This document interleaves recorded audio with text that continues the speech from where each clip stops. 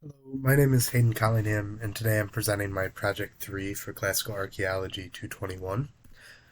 So, the question I chose for this was question 2, which says, in the final part of the course, we have seen that sculpture often adorned public, civic, and religious spaces and buildings during the Classical and Hellenistic periods. Basing your discussion on buildings at least two different sites you have studied during this part of the course, what role do you think that sculpture played in shaping the experience of the ancient visitor? How similar or different was this use of art from the ways in which art had functioned in the Greek world during earlier periods? And my claim for this is that sculpture during the classical and Hellenistic periods was meant to show visitors the power and superiority of the Greek world. This is different than sculpture during the Bronze and Archaic ages, which seemingly focused on telling stories or at least represented them. The first place that I want to start with is the Temple of Olympian Zeus, which was built around 460 BCE in Olympia. um, and one of the amazing things about this temple is not just the art style, it's also just the size of it in general. So the first thing that I want to point out is actually the west pediment, which shows in the top left the battle between centaurs and an enemy of Olympus, with Apollo in the middle taking part in the battle. And something that's important to note about this is that this is a very active scene. Apollo is also, he's front and center. He is the focus of this scene. And then right down here in the bottom middle is a representation of the cult statue of Zeus from this temple. It was made out of gold and ivory, and it was ginormous. This was not like a cheap statue to build. This would have amazed ancient visitors walking in. This was meant to show that the Greeks, especially at Olympia at the time, had the money to spend to be able to build this and also had the power to be able to keep it. And for an ancient visitor, it would be amazing to see this. They would see this and they would understand that possibly, depending on where they're from, they likely would not be able to do this. Like, this is the power of the Greek city-states. The next structure that I want to talk about is actually the palatial complex at Pella, and this was built around the 3rd BCE.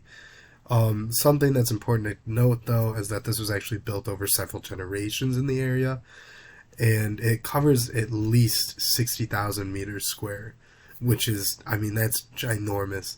There's no need for something that large. It has 5 different peristyle courtyards, which is just, it's over the top.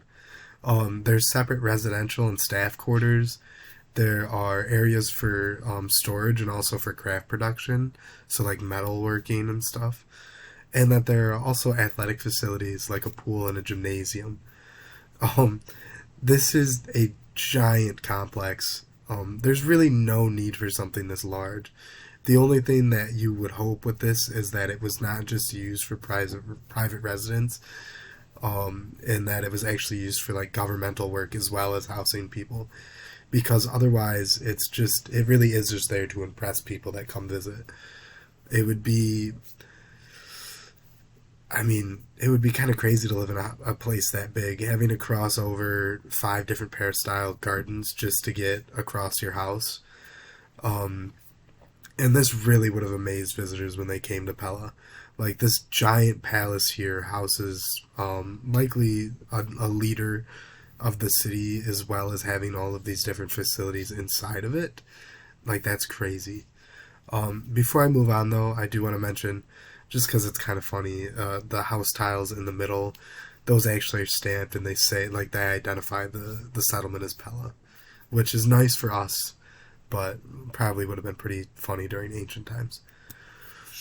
The final structure that I want to talk about in regards to the classical and Hellenistic age is actually the Great Altar of Zeus, which is built around 181 to 159 BCE in Pergamon.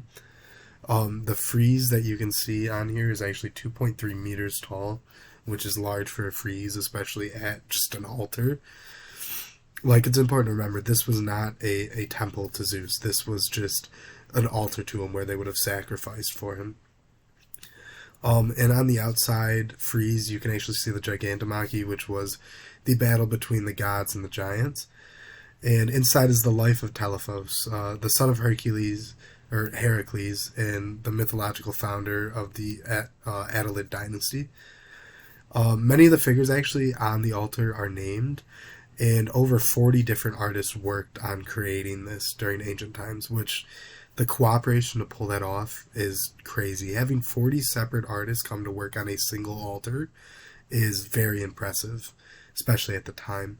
And an ancient visitor seeing this, I mean, they would be amazed. This isn't like this is some grand building where worship happens. This is just an altar, essentially.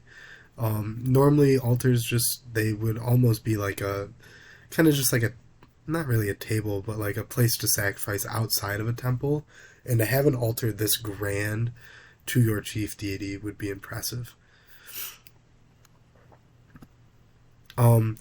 And now I really want to compare these classical and Hellenistic period structures to some archaic and Bronze Age ones. So this is actually the treasury of Sicyon. It was built around 580 BCE in Delphi, at the sanctuary of Apollo. And something that I want to point out is just the art style that you can see on this. So on the left is a frieze showing Jason and the Argonauts, and then on the right is actually Europa and the bull. And something that can stick out to people when they actually see this is how static the images seem. Like this image of Europa on the bull, it feels like it's unmoving. It's just set there.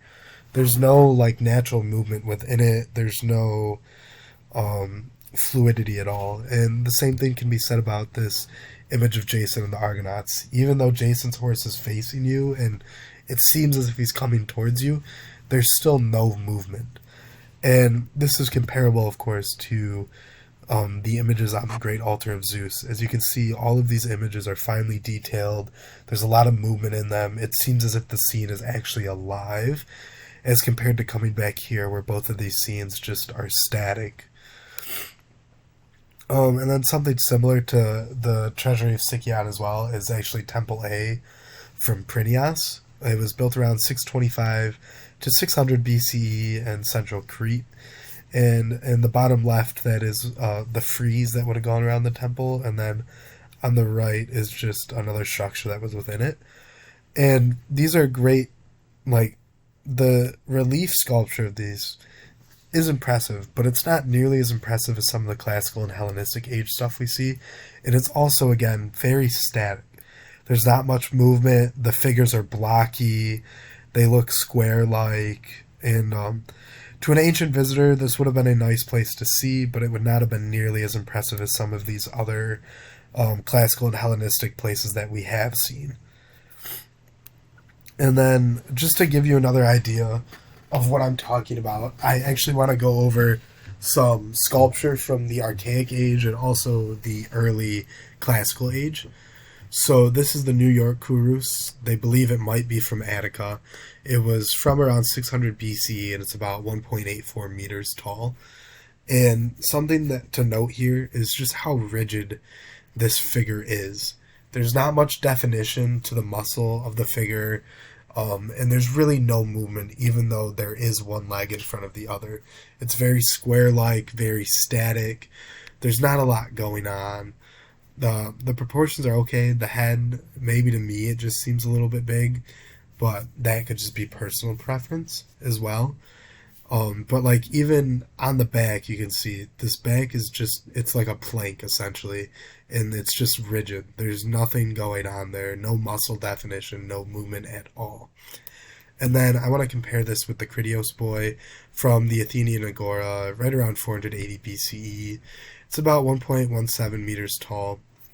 And as you can see, the muscles on him are well defined. His leg in front of the other shows movement. It's not just static.